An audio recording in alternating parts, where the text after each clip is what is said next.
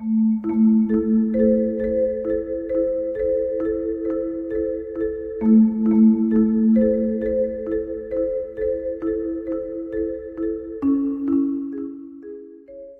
good afternoon, everybody, and welcome to the closing session of the Leading in a Healthcare Crisis. I am Christina Berman, a GWSB graduate student pursuing my MHRM, or Master's in Human Resource Management, and I'm pleased to be introducing the speakers for our final panel discussion, Dr. James Bailey and Professor Andy Cohen. I'm fortunate to be able to say that I've had the privilege of taking classes with and learning from both Dr. Bailey and Professor Cohen, who I can honestly say have both made a significant impact on the way I view leadership, team dynamics, and conflict management. On a personal note, I can also mention that one's passion outside of academia happens to be fast cars, and the other happens to be getting his thrills on the ski slopes. But I'll go ahead and just leave it to you guys to decide which is which. Dr. Bailey, Professor Cohen, thank you very much for joining us. Tammy, if you would go ahead and progress to the next slides. And the next, please. Thank you. So just a little bit about the professional background of Dr. James Bailey. He is a professor of Hochberg Fellow in Leadership Development at the GW University School of Business, a fellow in the Center for Management and Development in London Business School. He has taught at the University of Michigan, New York University, IMD, and Helsinki School of Economics. Dr. Bailey is a recipient of many teaching distinctions, including 4 GWSB Outstanding Faculty Awards. In 2006, he was named one of the world's top 10 executive educators by the International Council for Executive Leadership Development. He has published over 50 academic papers and case studies and is the author of 5 books, including the award-winning and best-selling Organizational and Managerial Wisdom, and the forthcoming Lessons on Leadership. Next slide, please.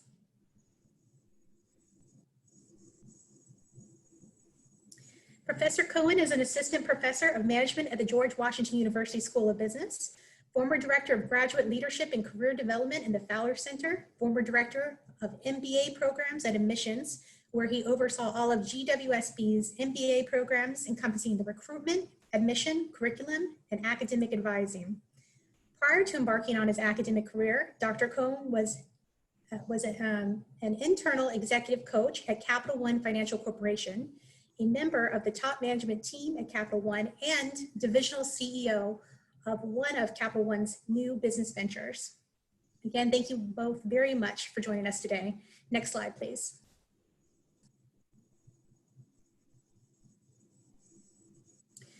The format for today's closing session will be entirely Q&A, and the focus will be on the major topics covered in today's conference, including effective leadership, emotional intelligence, crisis team formation, and ad hoc team formation. We collectively have compiled a list of questions from our event organizers, but we invite you to please enter your questions in the comment box, and a couple of my colleagues who've joined me today, Dan and Jennifer, will be compiling them so we can address as many as possible later in the session. So before jumping into our Q&A, let's start off by telling you a little bit about Dr. Cohen and Dr. James Bailey would tell us a little bit about how you became interested in leadership and studying leadership theory. Dr. Bailey, we'll go ahead and start with you, sir. Yeah, thanks very much. Everybody hear me okay, I take it? You're good. Great. Yeah, this was fairly early for me in terms of the study of leadership. My father was a high school principal, and I'd like to think that that is a role that someone can assume with a great deal of leadership and have a great deal of impact. And so I felt like I kind of had it around the household early on. And then, like a lot of people, you know, I looked at the various heroes around, whether those were astronauts or baseball players. Those all sort of had an impact, as well as my dad, who was a World War II vet, telling me about the heroics he found and saw there. So to me, it was just sort of a natural connection from my youth to my adulthood, through understanding who I was, to finding my place, and to locating myself in the world of education. And so that was sort of the natural progression that took place there. Thank you, Dr. Bailey. Professor Cohen. Yeah, thanks for the question, Christina. It's actually one that I tell all of my classes. So I come to both teaching and leadership through the route of having been in corporate America for 18 years. As a partner in a top-tier strategy consulting firm, and then as you laid out in my bio, as an executive at Capital One, which I think is now Fortune 100, I'm not sure. What's interesting about that is those two careers that I had prior to academia were all about my being a data-driven, quantitative, analytical member of teams and leader of teams, I suppose. And as I went through that career, what I learned was that part of executing turned out to be the easy part, and the harder part was, how does one lead? How does one manage teams? How does one lead large-scale businesses? How does one lead, I didn't do this part myself, but how does one lead a corporation? And when presented with an opportunity to reflect upon what's really energizing, what are the problems that need to be either solved or addressed or talked about or something, I found myself saying, actually in about 2001, yeah, I like this quantitative stuff, but what I really want to do is dedicate myself to helping others become better leaders. And so it was an interesting kind of journey for me through kind of the early part of my career to when I figured out, wow, this is the magic and the juice and the impact is in helping people be great leaders.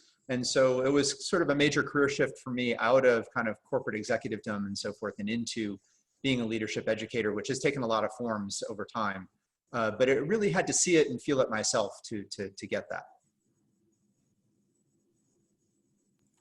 Excellent. Thank you, Professor Cohen. I appreciate that. All right, Tammy, if you would proceed to the next slide, please. And so again, gentlemen, thank you both for joining us. We have those preset questions. So if you're ready, we'll go ahead and proceed to the next step with our formal Q&A. Tammy, if you want to go ahead and close out the slideshow. Thank you very much. Hope you guys don't mind being full screen. All right, so we're going to go ahead and as I said, all of our teams came together collectively. We have 6 different teams, organization teams working together on this conference, and we've all contributed questions based on the topics we previously outlined. And we're hoping that we can tie everything together today, utilizing your areas of expertise. So for our first question, can you comment on the different effective leadership styles to promote teamwork and collaboration between, say, an acute crisis that is typically resolved within a relatively short contained amount of time, such as a code blue situation, which a lot of our audience today, being MDs, are very familiar with, or on the other hand, a crisis that involves and persists and spreads, such as the slow burn we've seen with the pandemic as it continues throughout the United States. And we'll go ahead and begin with you, Professor Cohen. Here I was thinking I could defer to Professor Bailey. Anyway, so here's my thinking on this. Years ago, before I came to faculty at GW, I was actually in a seminar here at GW, and Professor Kays was speaking, and he was talking about when people find things difficult, or when people find things frightening or what have you, or when people find things risky in particular. And we had a discussion which ran along the lines of, your measure of riskiness or your measure of difficulty is relative to where you've been. And it's relative to your experience base and so forth. And in thinking about this question ahead of time, that really resonated for me here, because these two situations differ, I think, in terms of our societal ability to tap into people who have relevant experience. So for me, as a non-medical practitioner, although I am the son of a cardiologist, the code blue situation sounds terrifying and sounds very chaotic. But what I understand is that for people who are experts in that domain, while it is a very high stakes, very high, fast-paced crisis, it has the opportunity to draw upon a tremendous amount of talent and resources, and to some degree, and I want to be careful about how I say this, a playbook for how one goes about that. And so I see that, and whether it's a code blue, or I think the fighting of a forest fire, or any kind of fire, if you will, while it's not completely well known how it's going to play out, there's a set of information and a set of resources and a set of talent that we know we can bring to bear, and we know how to assemble, at least at a high level, to make it go round. Right? Whereas this evolving pandemic doesn't happen very often. B, doesn't really have any contours really for what it's going to be. And so the leadership style that we need in the Code Blue situation to me is one of, I want to make sure I've got the experts who've been there, done that, and who can draw upon their past experiences, if you will. In this one, I actually need people who can be the same people, but who are going to be able to move back and forth between a thoughtful, okay, here's what I think, and oh, by the way, let me gather some more information because really we don't know, right? And so there's kind of a dynamic back and forth that I think needs to occur here in this situation that feels different from one that is kind of higher volume and more well understood, if you will. Are they the same people? Yeah, I think they could be the same people, but I think the style is probably a little bit different because in what we're in now, we just don't have the knowledge base and we don't have the resources readily available, organized and readily available to deploy, if you will. That's how they feel different to me. Thank you, Professor Cohen. And Dr. Bailey, we'll go ahead and ask you the same question. Is there anything you'd like to add to Professor Cohen's contribution? I don't think, yeah, I think add to. I certainly agree with everything that Andy said. I'll put this a little bit differently and refer a little bit to the research on literature, is that in those crisis moments that we're describing here, Andy talked about sort of drawing from the expertise and finding the right person that could leverage that expertise. The way the literature talks about this in terms of classic leadership styles is pretty straightforward, is that in that moment, what is the most effective leadership style is an authoritative leadership style. So it is kind of, and let me not, it's kind of get it done now, move it forward. We don't have time for chatting about this. We have to move and we have to move quickly. Now they can do that through the sort of what appeared to be, of course, very aggressive way that I was describing it, but they can do it through other ways, and charisma is one of those. For example, most of us think that you always want a charismatic leader, that a charismatic leader is what every organization needs. And it turns out that's not so. That's not supported by the literature. Charismatic leaders are best for moments of crisis or change, when they can really draw and marshal the energy of people quickly. However, you don't really want a charismatic leader during a steady state time, because charismatic leaders have some baggage that come along with them that isn't necessarily conducive to that long-term management. So in those crisis poignant moments, we need strong and directional leadership. Now, moving on to now managing the sustained crisis that we're going through is, I think, obviously a more collaborative style. Somebody that is including people, making them feel part of the decisions that are made, making them feel like they're creating their own path and their own destiny here, so that they feel like they've got a sense of control. That, I think, would be the contrast of the styles. In the first one, in the emergency, do it now, I'm determining your future, versus in the second one, the more sustained situation, as much as possible, allowing other people to participate in that in order to build that kind of a sustainable cooperation, collaboration to address the issues in the long term. Absolutely. Well, moving in the same direction, Dr. Bailey, we have a question that's specific to you. You have written on the role of emotional ability and emotional competency. Both play a role in emotional intelligence. However, how do you think these two components each play a role in effective leadership during this global healthcare crisis? Yeah, you know, a lot has been said these days about emotional intelligence. It's a concept that's been around for about I don't know, several hundred years now, but just about 20 years ago or so, a guy named Dan Goldman, of course, pulled this together into a best-selling book. There was nothing really new about the idea. Emotional intelligence is sort of a combination of knowing yourself and knowing knowing others, and what that intersection is, and what the right behavior at any given moment, given your own skills, competencies, and desires, and how that intersects with the skills, competencies, and desires of other people. Nothing especially new about emotional intelligence, but at this particular moment, this might have a particular poignancy to it. And I think the reason is this, and a lot of my research and teaching in the last like 20 years has been focused around the idea of emotion, is that what leadership is an emotional relationship. That's what you remember about leadership. So I've got data now, I'm working on writing this up, where I ask, let me see, about 275 executives from around the world a simple question, which is think into your past, into who has had a profound impact on making you who you are, and forming and shaping who you are, and then tell us a story that encapsulates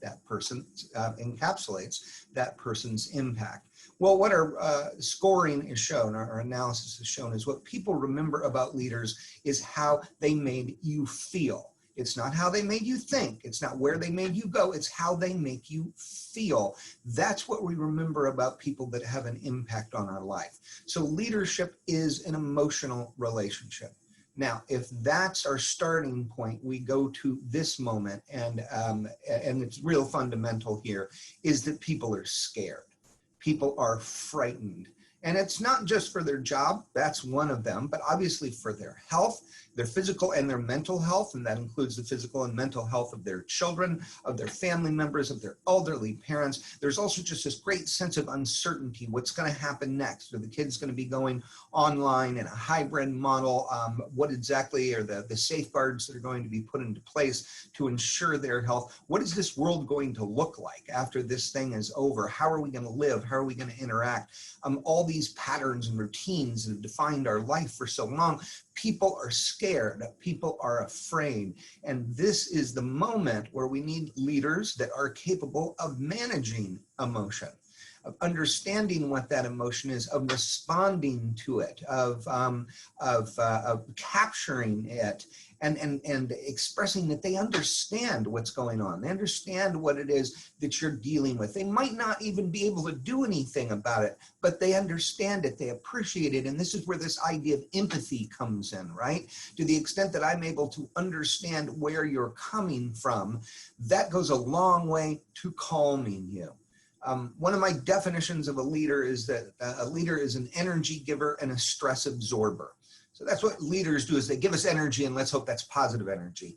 And they absorb our stress. Never in my lifetime have we more needed that definition of a leader, is someone that gives us the positive energy, because there's plenty of negative energy out there, but gives us the positive energy to get through our day, to stay focused, to look to the future, to think about achievement, that positive energy, but also absorbs our stress. I understand that you're scared. I understand that you're worried, and that's okay, and that's legitimate. And that might be all I can do, but by doing that, I'm managing your emotions, and by doing that, I'm leading. Absolutely. And Dr. Bailey, that's one of my favorite sayings about that. People will never remember what you said, but they'll always remember how you made them feel. And I think that's very true for our audience of doctors today, in this very, very hard situation they're trying to cope with. Yeah. So, thank you, Dr. Bailey. Dr. Cohen, along the same lines, in terms of the research, given your research on leadership in corporations, schools, athletic teams, community service organizations, and amongst college students, do you think someone who has taken on the leadership role successfully in any one of these areas would be better prepared to lead during a global pandemic? Yeah, so I actually think there's two questions in here, and I think there are two questions in a lot of these questions. And I meant to say that in my last answer, which is we can be talking about leading at essentially a national level. What are we doing as a nation and as a society to solve this problem? And then we can talk about leading at a more local, within an organization level. To be honest, I think the answers are kind of the same, but I do think that it's worth kind of making that distinction, if you will. A lot of my research has been inside of organizations where the game is fairly well understood. right? The rules of the game, the resources of the game, and so forth. And so I think whereas this pandemic, whether it's at a national level or at a local organizational level, it presents a game where the rules and the path are not really well understood. And so I think my short answer to this question is, there's no reason to think that someone who was great as a corporate divisional executive is necessarily going to be the right leader in either scenario during this moment in time. Okay? I think the right leader in this moment in time is someone who, to Dr. Bailey's point in his first answer, does have a get it done attitude, okay, which isn't always the case in some of those leadership scenarios. And I think is someone who is comfortable in an era, or a moment of intense uncertainty, and is comfortable leading innovative processes. Because I think ultimately what we're doing here, whether it's inside of an organization, right? We can look at the leadership of GW and all of the work that they have been doing to get us ready for the fall, or we can look at the work that has been going on at a national level. All of this has a level of innovation involved. And that's a different skill set. That can be a different skill set than the skill set required in any kind of existing game, if you will.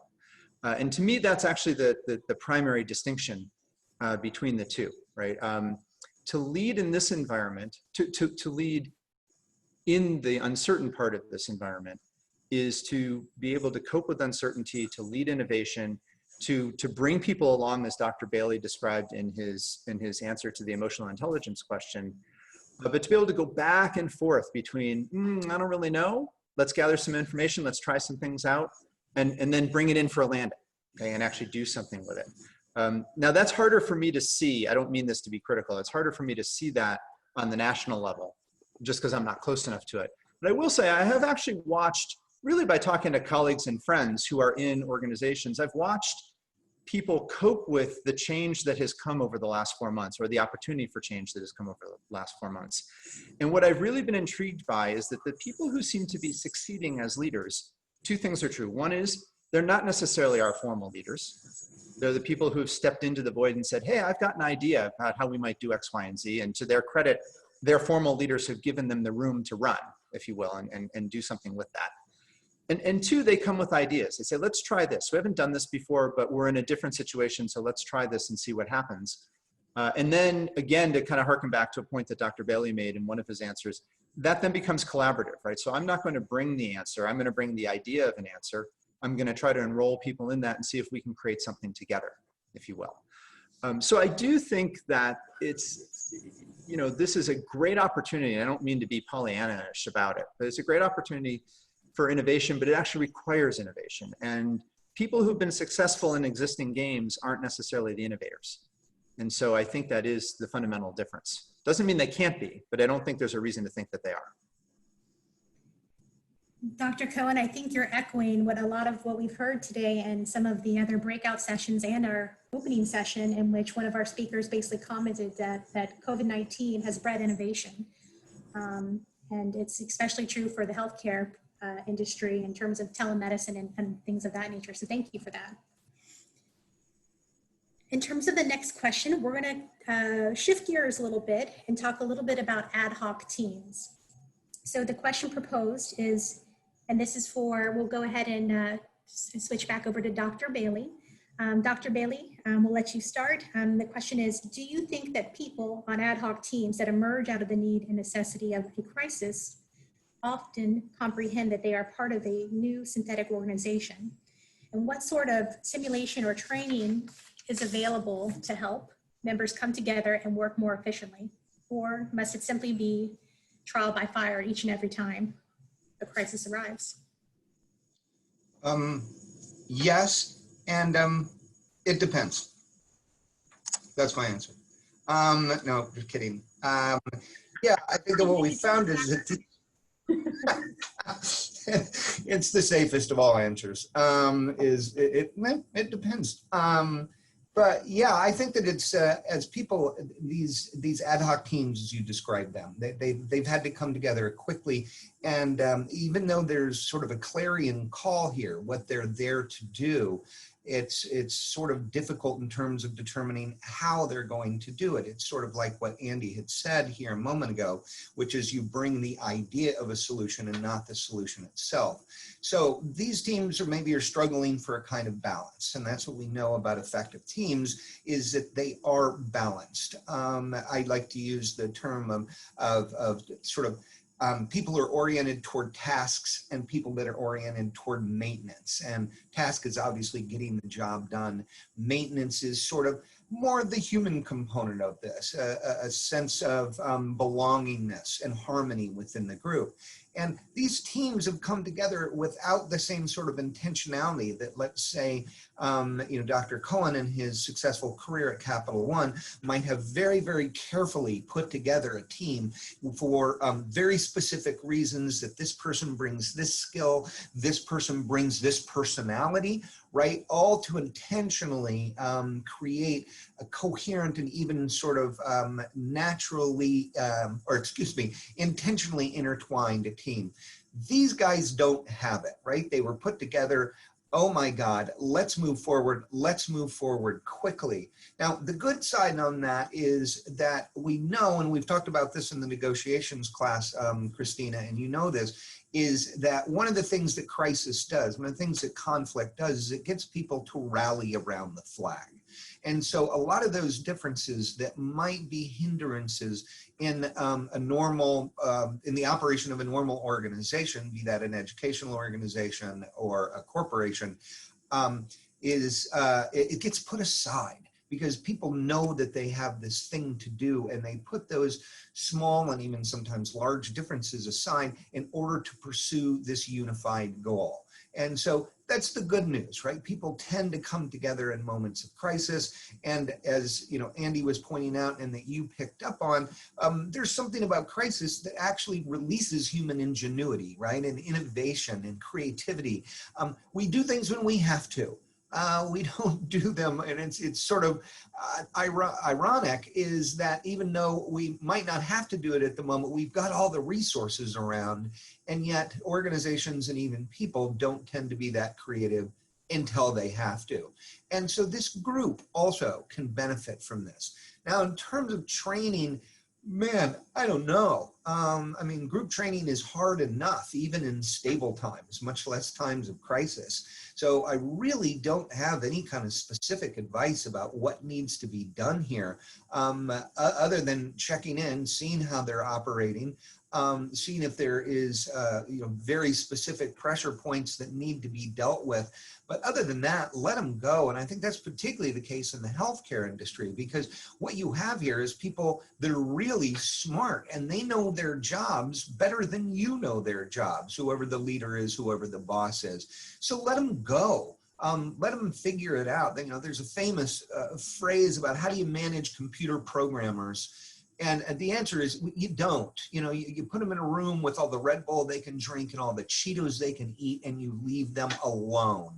And I think that might be a little bit of the case in these teams that we're seeing formed today, particularly within highly technical fields like healthcare, is you can't overmanage these groups. You have to let them form on their own and go, and as long as they know where they're going, which they do, I don't think there's much more guidance you can provide.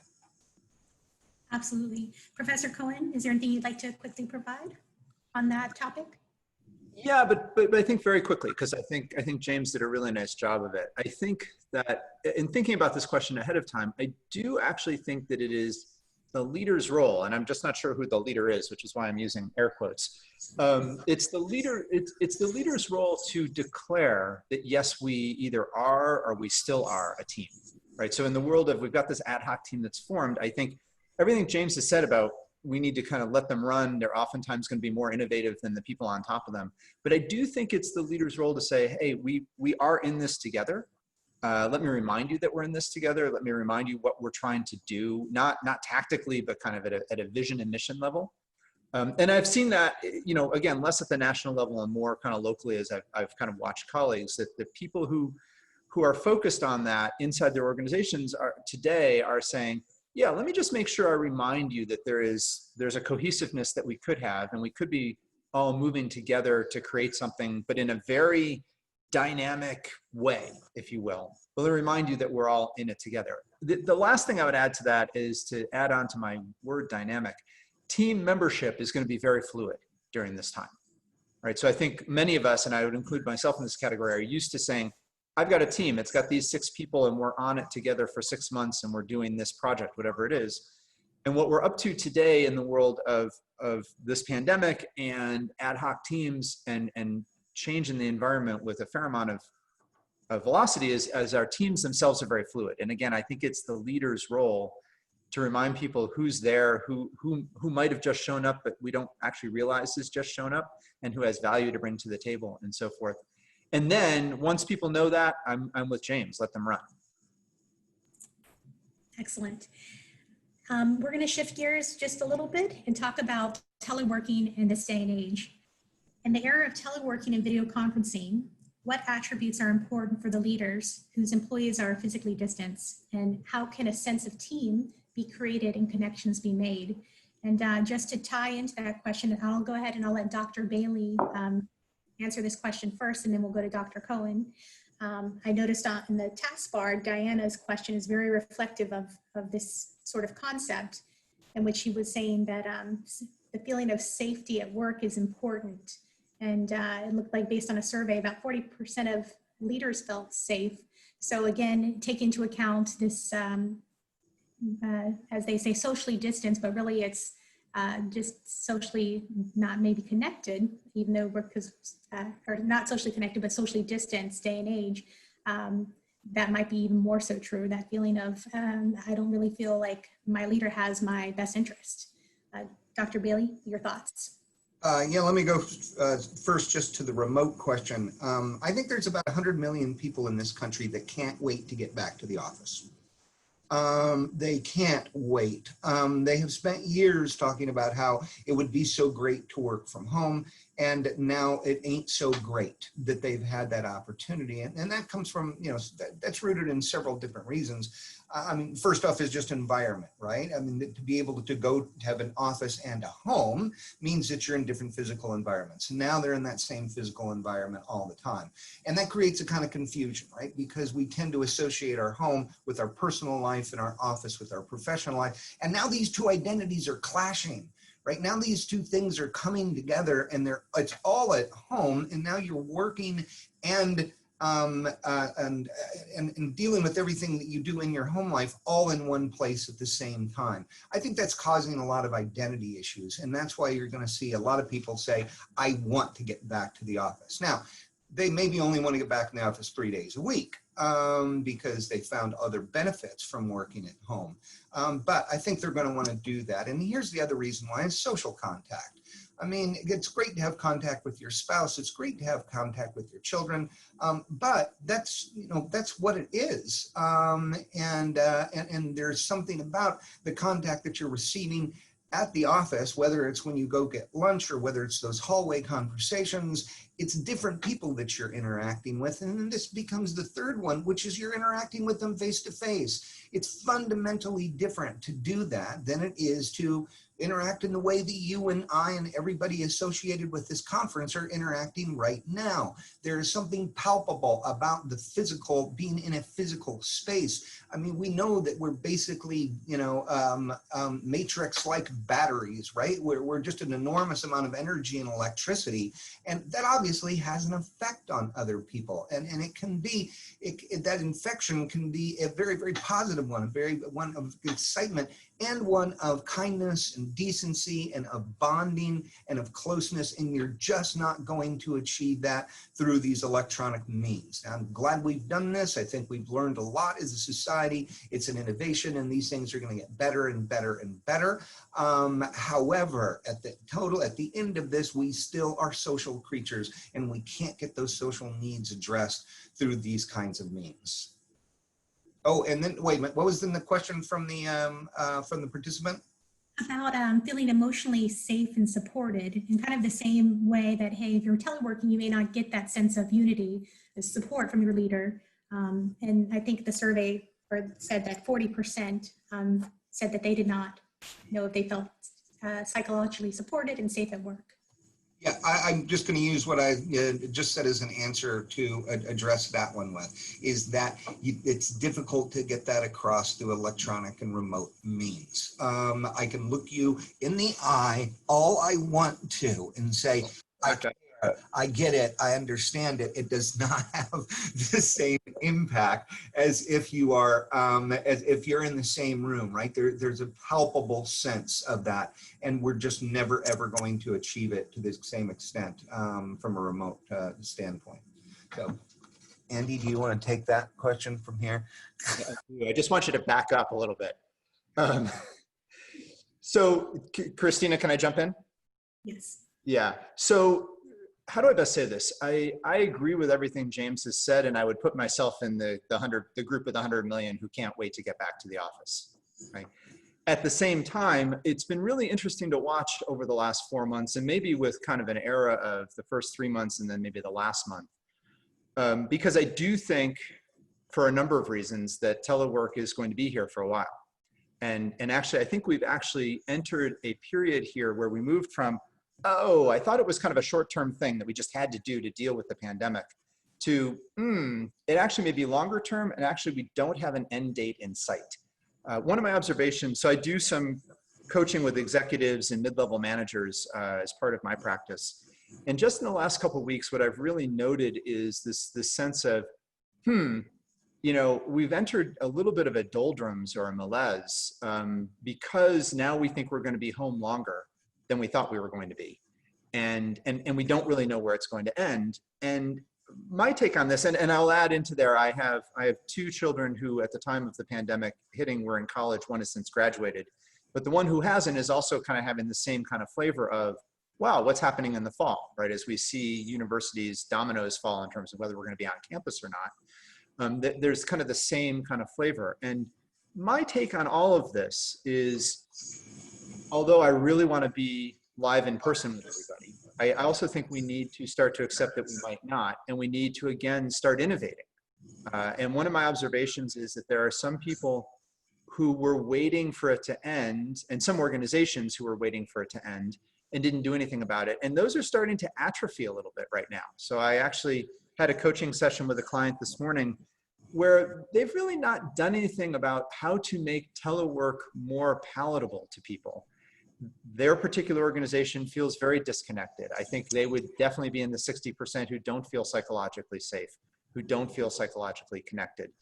And although I think we wish we could be together, I think there are things that we can do to help people feel more psychologically connected. My anecdotal experience, because it's not research-based, is that I've watched organizations and leaders work hard to make this video medium work for people, to have contact be more frequent. Although the research is starting to show that people are getting video overload, right? So we need to find a balance of when are we together on camera and when are we not together on camera. This is actually something I'm going to play with in my classes this semester a little bit, so that people don't get kind of video overload, if you will. But I do think that I've watched people say, okay, how do I create social forums within this kind of remote video medium that help people stay connected? How do I make sure I stay connected to each person when it's easy for them to either consciously disconnect or feel disconnected? And so I do think that this is a place where innovation shows up, where people who were not necessarily the formal leaders bring ideas that help people stay connected. And for me, I will say it's bittersweet, because I'll go back to James's first sentence. I'm in the 100 million people who wish we didn't have to do this, but I think we do have to do it. And I think we have to do it for a lot longer, sadly, than we thought we did. And I think this is the moment to lean in and say, okay, how do I make this the best it can be? And to James's point, you know, maybe the end game, some number of months or years down the road is, yeah, we're in the office 2 to 3 days a week, but we're working remotely 2 to 3 days a week. And we now have an innovative way to make that remote work seem really productive and really effective and really energizing, if you will. But I do think there are people who do it well and have shown us over the last 4 months that they can do it well. And I think there are people who have kind of skipped out on it. And I think for me, this is the wake-up call that says it's time to lean in and make something out of it, because it's here to stay for the foreseeable future. Absolutely. Thank you, Professor Cohen. Christina, if I could just kind of build on this just a little bit, because Annie made a series of great points here, especially the one This isn't just temporary, right? This is Sure, I think we have to be a little conscious of time though, because I know we're okay. popping up. That's fine. Why don't you go ahead and move on then? Oh, okay. Sorry about that. It No just problem, no problem. about how to manage James Bailey. I like that. Well, yeah, never happened before. But I am You're so the first sorry. person that's ever told me to be quiet. I'm so sorry, but just to be conscious of time, I want to, because I'm going to allow a few minutes for Dr. Terabishi to wrap up. But first of all, I want to say we had so many questions that we had in the areas of diversity and medical education and preparing for the future. And I know there was a couple audience questions that I didn't get to, so I apologize. But I just want to say thank you so much for your sharing your knowledge with us today. And I know we've only scratched the surface on this discussion, and we've got more to do. What I'd like to do is just graciously thank both of you for attending and ask you one more question, which is both going to be hard and easy because you have to answer it in 1 or 2 words to leave us with. What is the single most important leadership quality in times of crisis, and can it be taught? So it's a 1 answer word plus a yes or a no. You going first? No, you are. Okay, fine. Mindfulness, and no, it must be experienced over time. Dr. Bailey, you're right. Empathy, and no, it can't be learned. Beautiful. Well, thank you guys so much for joining us. I'm going to go ahead and turn it over to our fearless leader of this Leading in a Healthcare Crisis, Dr. Terabishi. Dr. Terabishi, will you go ahead and take it away? Thank you, gentlemen. Thank you, Christina. And let's all give a big round of applause for Christina for exceptionally moderating the session. You've done a fantastic job. Well done. Great leadership on the session here. Absolutely keeping us on time here. I want to thank you all here. And then I want to thank all my MBA colleagues here that are in leading in the healthcare crisis. Let's give you all a big round of applause, everybody. It seems like we just started 5 seconds ago, and now we're at 1 o'clock now. So it's just time flew by. So this has just been absolutely amazing here. And I want to thank my colleagues, Dr. Andy Cohen and Dr. James Bailey from our Department of Management. Believe it or not, we are all from the Department of Management. So we are all innovating from the Department of Management. And I want to just tell you, we had almost 200 people join us today. From the last count I had was over 18 countries right here, both on Facebook and on Zoom here. So this is just amazing. We made history today. This is the first digital online conference the School of Business has ever put together here. And as I mentioned earlier in the opening here, it is actually needed. And I think somebody said we need a round 2 here or part 2 here, but I'll leave this to my colleagues in the fall in their courses as well to continue to innovate here. And leadership today has been shown from all of you, from everybody that put these sessions together. This was student driven. The knowledge that we have created is just absolutely amazing. I know now we have to do more work to put all this together in a toolkit to be shared with everybody here. So we're excited to share this. So I want to thank everybody. Please all stay safe. Thank you for coming. We really appreciate it. Christina and everybody here, thank you again. And let's just give a big round of applause for everybody. Thank you so much, everybody. Have a wonderful, wonderful day. Thank you, everybody. Thank you.